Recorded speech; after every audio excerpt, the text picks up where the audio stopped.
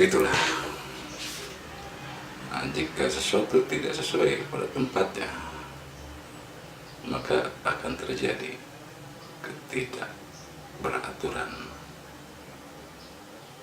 Dari dampak ketidakberaturan itu, maka dampaknya adalah ketidakharmonisan. Sebagaimana halnya lagu Indonesia Pusaka yang diperagakan barusan. Lagunya kita kenal seperti itu, tapi nada-nadanya kok keluar bising, bukan bising, rusak karena tidak beraturan, sehingga telinga kita menjadi bising. Nah, segala sesuatu yang tidak beraturan, yang tidak pada tempatnya, akan meminta korban, akan meminta azab. Alam tidak menghendaki sesuatu yang tidak beraturan, yang tidak sesuai pada tempatnya. Jika kita membuang sampah ke tempat tidur, apalagi sampah itu sampah seperti gula-gula, seperti itu, sisa-sisa gula-gula, maka tidur kita tidak akan nyenyak, karena banyak yang lengket, gula itu lengket dan kita menjadi nggak betah. Nah, banyak sekali contoh-contohnya. Artinya apabila kita memaksakan sesuatu keinginan di luar hal atau garis-garis alamiah, maka itu akan menjadi bumerang bagi kita. Tidak jauh beda dengan melakukan korupsi.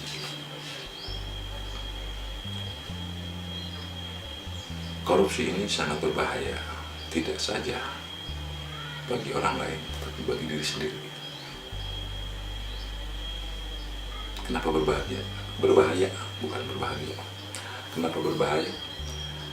Karena itu tadi, dengan cara mengambil hak-hak orang lain yang bukan hak kita, maka tentu saja ini hal yang tidak pada tempatnya. Artinya banyak hak-hak orang lain itu kita ambil, kita rampas.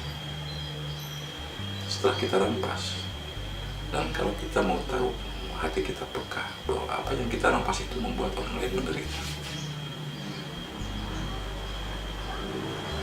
Nah, itu seperti halnya seorang anak ketika lapar,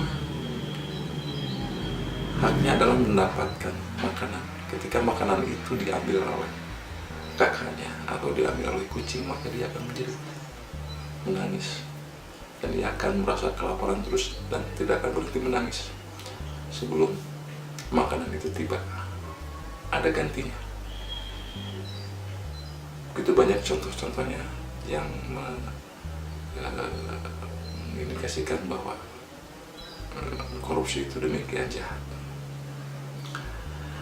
Pertanyaannya, kenapa banyak orang melakukan korupsi? Apakah betul karena sistemnya, karena orang lain, karena lingkungan dan sebagainya? Walaupun itu katakanlah benar dijadikan sebagai satu alasan sehingga seorang tidak bisa berkutik dan dipaksa harus melakukan korupsi, maka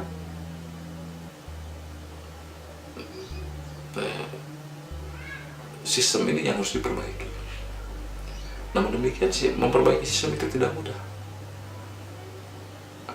dan itu harus dilakukan oleh orang-orang yang benar-benar memiliki integritas, memiliki keinginan yang kuat, dan memiliki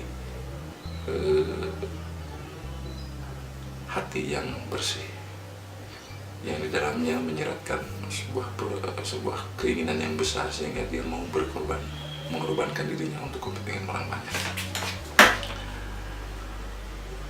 Nah, kita tepis dulu mengenai faktor eksternal seperti sistem aturan yang tidak ketat, sanksi hukum yang tidak berjalan dengan tegas karena para penegak hukumnya juga ikut-ikutan korupsi.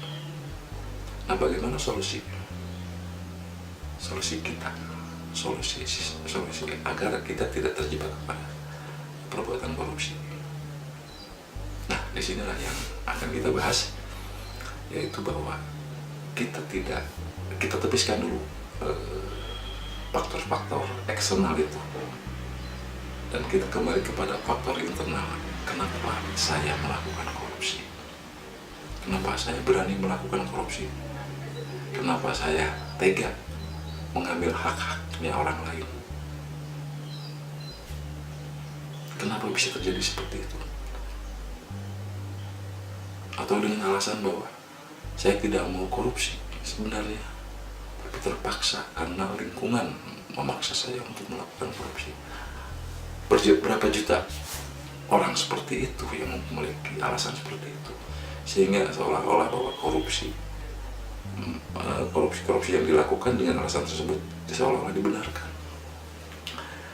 Tentu saja tidak demikian. Artinya bahwa ketika seseorang ingin memberantas korupsi, ikut serta memberantas korupsi, sebenarnya tidak bisa bersama-sama dengan para penegak hukum atau ikutan demo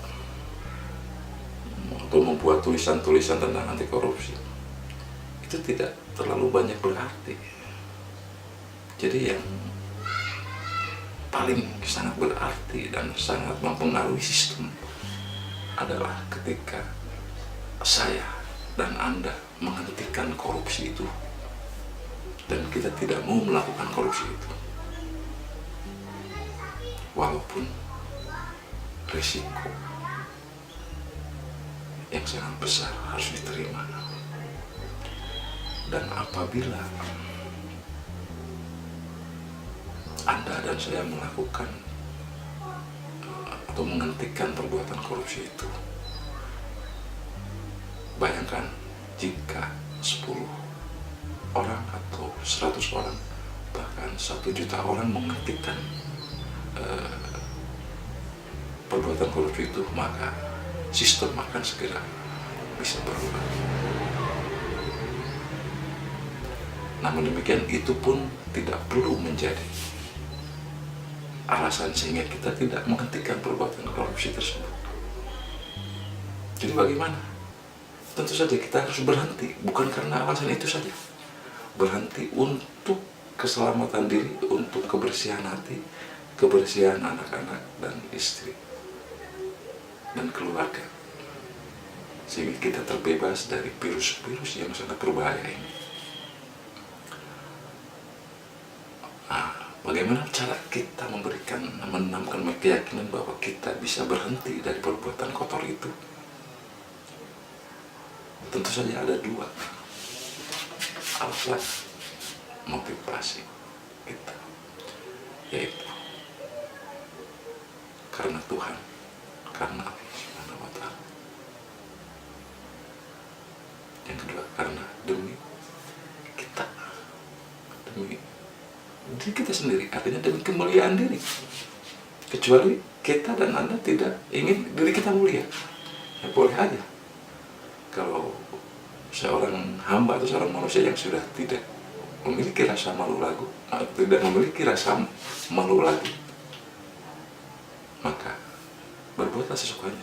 Begitu Allah mengatakan. Artinya bahwa betapa pentingnya rasa malu ini, karena rasa malu ini sebenarnya adalah satu wujud dari seorang yang memiliki harga diri, memiliki cita-cita yang tinggi, dan memiliki akhlak yang begitu mulia. Ya, inilah yang memang menjadi target atau tujuan kita selama hidup, yakni bertakwa kepada Allah. Tiada lagi yang kenikmatan atau petujuan lain kecuali bertakwa kepada Allah dengan segudang resiko. Dan resiko itu jangan hanya dilihat dari luarnya saja, dilihat dari dalam.